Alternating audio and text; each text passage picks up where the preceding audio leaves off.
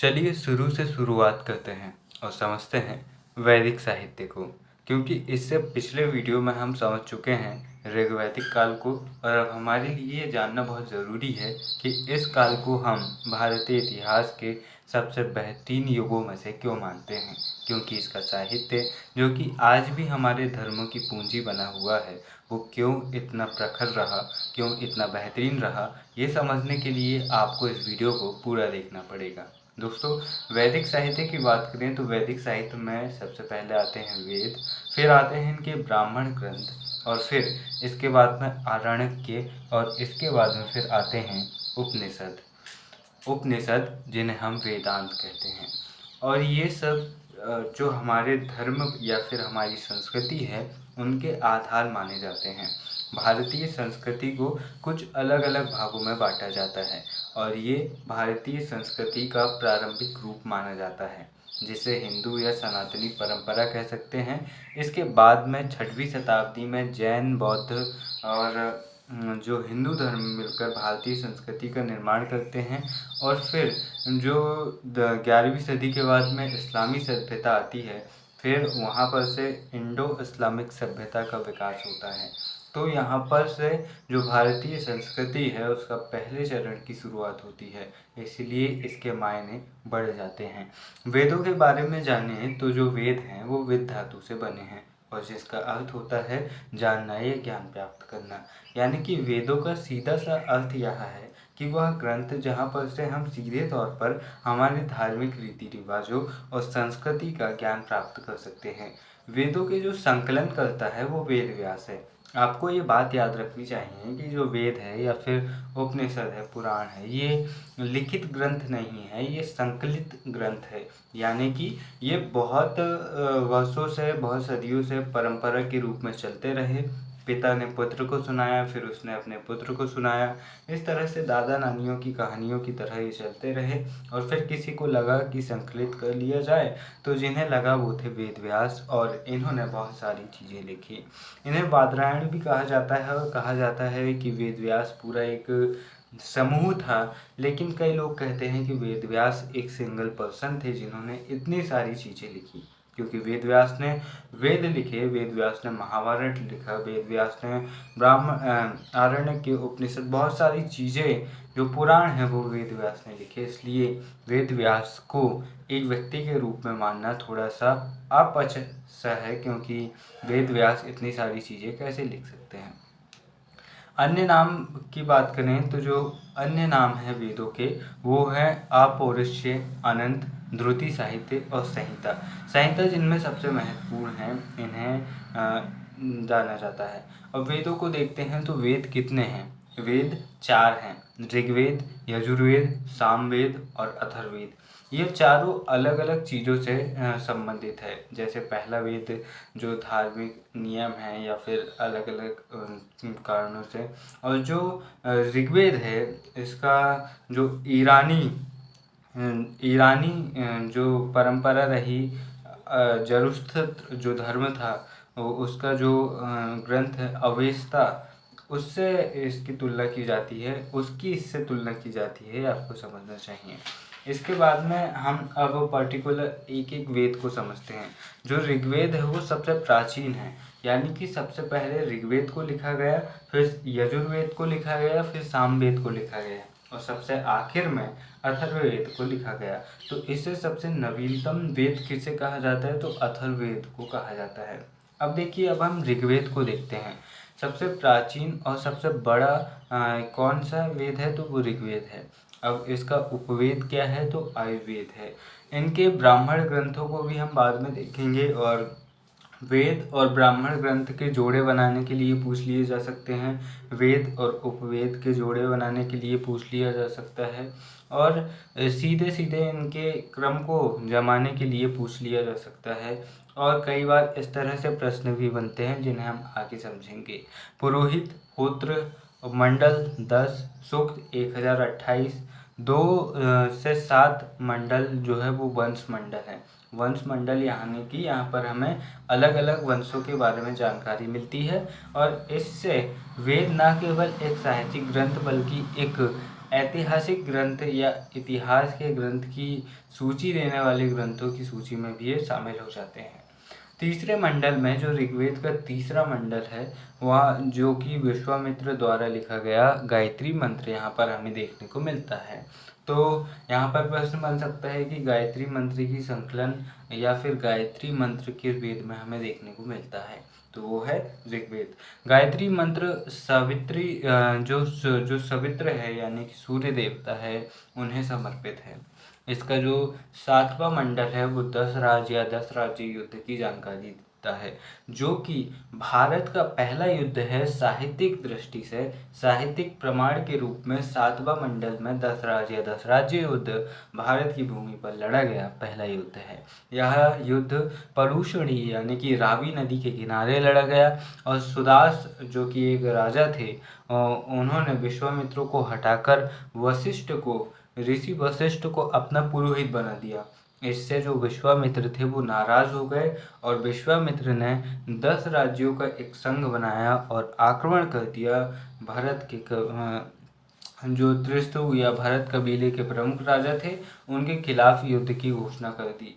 और इन 10 कबीलों में ये थे, हालांकि पूछा नहीं जाता, लेकिन फिर भी आप एक प्रकार से ध्यान रख लीजिए। भदु, अनु, पुरु, हुरु, दृश्य, पक्ष, भताना, शिव, बिषाणिन, आलिना, पुरु, इन कबीलों में ये सभी थे। और पुरु इन कबीलों में शामिल नहीं था, हालांकि वो इनमें से था, लेकिन इन कबीलों में शामिल नहीं हुआ था युद्ध के समय। तो यहाँ पर अंतिम रूप से विजय किसकी होती है? सुदास की होती है और पराजय होती है गुरु विश्वामित्र की, और फिर उन्हें अपनी हार स्वीकार करनी पड़ती है। जो इसका 9वां मंडल है ऋग्वेद का, चूँकि ये पहला वेद है और सबसे प्रमाणित और सबसे बेहतरीन वेद माना जाता है, इसलिए इसके बारे में हमें ज़्यादा जानना चाहिए। तो जो 9वां मंडल है इसका, यहाँ पर सोम देवता को ये समर्पित है।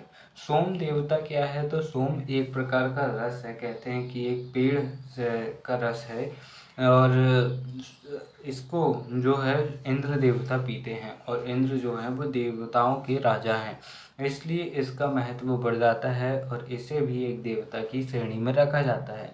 सोम देवता का जो निवास स्थल है वो मुजबंत चोटी है, यानी कि इस क्षेत्र पर ये होते रहे होंगे पेड़ जिनसे शरबत बनता रहा होगा, या फिर एक प्रकार से नशीली शराब भी हम उसे कह सकते हैं। ब्रह्मा के शरीर से वर्णों की उत्पत्ति का जो अनुमान है वो भी यहीं पर हमें देखने को मिलता है।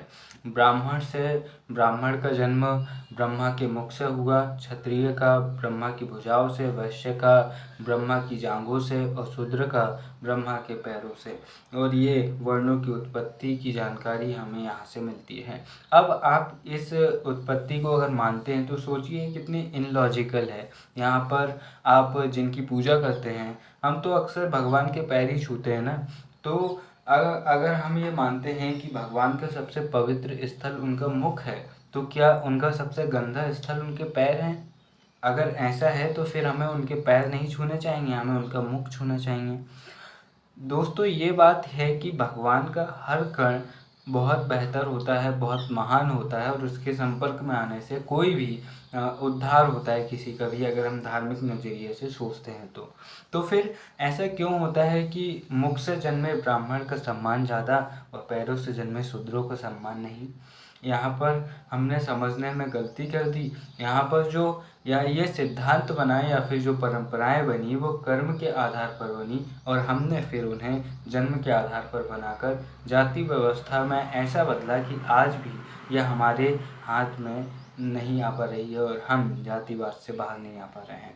वैदिक काल में वर्ण व्यवस्था कर्म पर आधारित थी, लेकिन उत्तर वैदिक काल में आगे चलकर ये धीरे धीरे जन्म के आधार पर हो जाती है। यानी कि जो अगर मोची का काम कर रहा है तो अभी ऐसा है कि वो कर्म है उसका, अगर वो बदलना चाहे तो अपना कर्म बदल सकता है, लेकिन आगे चलकर वो मोची है तो उसका बेटा भी मोची ही बनेगा, और फिर आगे तो ऐसी कंडीशन हो जाती है कि चाहकर भी वो अपना कर्म यानी कि अपना काम नहीं बदल सकता, उसे वही करना पड़ेगा पीढ़ी दर पीढ़ी। यजुर्वेद जो कि दूसरा वेद है, इसकी बात करते हैं तो इसमें याज्ञिक कर्म कांडों का वर्णन मिलता है।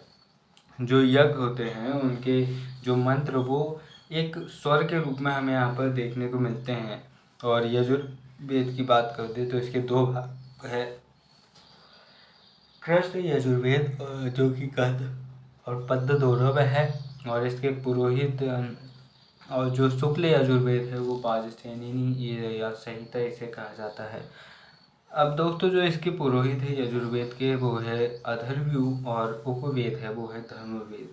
आपको ये सारी चीज़ें नोट डाउन करनी है, आपको सिर्फ वीडियो नहीं देखना है, क्योंकि मैं पीडीएफ अवेलेबल करवाऊंगा नहीं।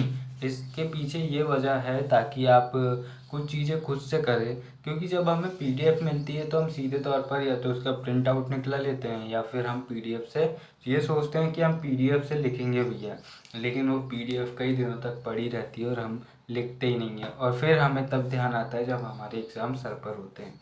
इसीलिए वीडियो में के दौरान ही आपको चीज़ें लिखनी चाहिए और वीडियो के दौरान ही आपको समझ लेनी चाहिए, क्योंकि सीधी सी बात है, जब आप किसी भी काम में अपनी ज़्यादा इंद्रियों को, हमारी 5 इंद्रिय होती है, पहली या जब हम देखकर फील करते हैं, फिर हम टच करके फील करते हैं, हम सूंघते हैं, हम चाटते हैं, हम कान से सुनते हैं, तो ये हमारे 5 सेंस हैं जिसके ज़रिए हम किसी भी चीज़ को महसूस करते हैं। हालांकि कहीं कहीं ये माना जाता है कि हमारे 6 सेंस भी होते हैं कुछ गिने चुने लोगों के अंदर, जो भविष्य की घटनाओं को अपने दिमाग से इमेजिन कर सकते हैं। लेकिन हम सीधे तौर पर साधारण इंसान हैं और हमारे पास 5 इंद्रियां हैं, तो हम किसी भी काम में जितनी ज़्यादा इंद्रियों को लगाएंगे उतना ही बेहतर हम उस काम में होंगे। तो इसी तरह पढ़ाई में भी अपनी ज़्यादा से ज़्यादा इंद्रियों को लगाइए। अगर आप सिर्फ कान और आँख को मोबाइल पर लगाएंगे तो हो सकता है कि आपका हाथ कुछ और करे और आपका मन कुछ और करे। अगर आप सिर्फ कानों को लगा रहे हैं तो हो सकता है कि आपकी आँख किसी और को आसपास घूर रही हो। अगर आप सिर्फ आँख लगा रहे हैं तो हो सकता है कि आपके कान कुछ और सुन रहे हो मेरे शब्दों से ज़्यादा। इसलिए आप कानों से सुनिए, आँखों से देखिए और हाथों से भी लिखते जाइए। इससे आपकी ज़्यादा से ज़्यादा इंद्रियाँ काम करेंगी, और फिर जब आपके नोट्स अच्छे से बन जाएँ तो उन्हें एक बार रिवाइज़ कर लीजिए और बढ़िया से रख दीजिए। फिर 1 हफ्ते बाद, 2-3 दिन बाद फिर से रिवाइज़ कर लीजिए। इससे आप चीज़ों को भूलेंगे नहीं। अब हम सामवेद को देखते हैं। हमने अभी तक जो देखा है वो देखा है ऋग्वेद को और यजुर्वेद को। तो जो ऋग्वेद है वहाँ पर हमें महत्वपूर्ण जानकारी मिलती है वंशों के बारे में। जो पहला युद्ध हुआ उसके बारे में हमें ये पता लगता है कि विश्वामित्र ने वो लिखा, गायत्री मंत्र लिखा। हमें ऋग्वेद से कर्म पर आधारित व्यवस्था के बारे में जानकारी मिलती है। और जो सामवेद है, जो यजुर्वेद है, उससे हमें ये पता लगता है कि वैदिक मंत्रों का लेखन उसमें हुआ, जिन्हें गाया जा सकता था, जिन्हें गाते हुए पढ़ा जा सकता था। अब हम सामवेद को देखते हैं। तो जो सामवेद है वो एक प्रकार से आप इसे जो म्यूज़िकल कह सकते हैं, संगीत के क्षेत्र में लिखा गया ग्रंथ कह सकते हैं। माफ़ कीजिएगा, यहाँ पर मैं यजुर्वेद को यज्ञ के दौरान गाए जाने वाले मंत्र की बात कर रहा था। वहाँ पर सामान्य मंत्र लिखे हैं, और जबकि जो सामवेद है यहाँ पर यज्ञ के दौरान गाए जाने वाले मंत्र लिखे हैं। यही कारण है कि सामवेद को भारतीय संगीत का जनक कहा जाता है। इसके पुरोहित उद्गाता है और इसका उपवेद गंधर्व वेद है। अगर हम बात करें अथर्ववेद की, तो अथर्ववेद सबसे लोकप्रिय वेद रहा है। अथर्ववेद कैसा वेद रहा है? तो अथर्ववेद सबसे लोकप्रिय वेद रहा है। इसकी वजह क्या रही? तो अथर्ववेद के सबसे लोकप्रिय वेद होने की वजह रही कि इसमें जादू टोना का होना, इसमें अंधविश्वास और वशीकरण का होना। देखिए कई सारी चीज़ें जो कि होती हैं और विज्ञान ने भी उन्हें माना है, जैसे कि हिप्नोटिज़म यानी कि सम्मोहन, वशीकरण किसी को कर दिया जाए। लेकिन ये वशीकरण अलग होता है कि आपने किसी के नाम की डॉल बना ली और उसको टोच रहे तो उसको उधर तकलीफ़ हो रही है, ये बात अलग है। क्योंकि अब कुछ चीज़ें ऐसी होती हैं जो प्रूफ नहीं होती, तो फिर हर व्यक्ति अपने स्तर पर उसे करने की कोशिश करता है और ये साबित करने की कोशिश करता है कि मैं जैसे इसे कर रहा हूँ ये वैसे ही सही है। लेकिन स्वाभाविक सी बात तो ये है कि जो साबित हो गया, जो सिद्ध हो गया वो सिद्ध है, जो सिद्ध नहीं हुआ वो अंधविश्वास है। और जब उसमें विश्वास हो जाएगा, जब वो सिद्ध हो जाएगा, तब वो विश्वास बन जाएगा। दोस्तों, इसे भौतिकवादी वेद भी कहा जाता है। एक प्रकार से आप जो आजकल के जो मैजिक देखते हैं, मैजिक शो वगैरह, कई बार आप ऐसे मैजिक देख लेते होंगे कि आपको यकीन नहीं होता होगा कि क्या वाक़ई ऐसा कुछ हो सकता है। तो ये भी कुछ इस प्रकार का रहा होगा। ये बहुत ही ज़्यादा भौतिकवादी वेद इसे कहा जाता है। इसमें चिकित्सा व औषधियों का वर्णन हमें देखने को मिलता है। इसके जो पुरोहित है वो ब्रह्मा रहे, और इसके उपवेद की बात करें तो वो शिल्प वेद है। इसके बाद की जानकारी हम अगले वीडियो में जानेंगे, क्योंकि मैं आपको ज़्यादा ओवरडोज नहीं दे सकता, और हमें बहुत ही सामान्य तरीके से चीज़ों को सीखना है। और आपसे भी गुजारिश है कि दिन में आप उतना ही पढ़िए जितना आप अपने अंदर ले सकें, और कम से कम आपके दिमाग से बाहर जा सके। क्योंकि हम कई बार सोचते हैं कि मैं 10 घंटे 12 घंटे पढ़ूंगा, लेकिन 10-12 घंटे पढ़ के जब आप रात में सोने वाले होते हैं और अपने दिमाग में सोचते हैं कि आज मैंने क्या पढ़ा, तो मुश्किल से बहुत कम चीज़ें आपके दिमाग में आज पाती हैं और आप बहुत कम याद रख पाते हैं। इसीलिए अगर आप पढ़ाई की शुरुआती स्तर में हैं तो कम से कम पढ़ें। ये मत सोचें कि मुझे 8 घंटे या 10 घंटे ही पढ़ना है।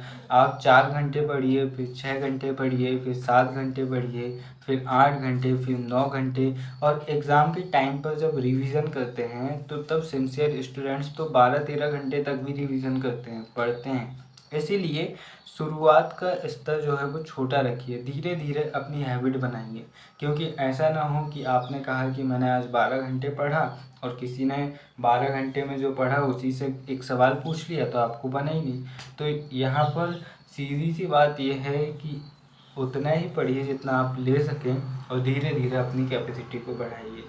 वीडियो के अंत में बस इतना ही कहना चाहूँगा कि भौतिक चीज़ें खूब खुश करती हैं, लेकिन ये कतई आवश्यक नहीं है। रिचर्ड ब्रैनसन कहते हैं, भौतिक चीज़ें हो सकता है कि हमें भौतिक सुख दें, लेकिन जो एक अंदर से सुख आता है वो आपके लोगों से इंटरेक्ट होने पर आता है, अपने लोगों के साथ मिलने पर आता है, अपनी वो चीज़ें करने से आता है जो आप करना चाहते हैं।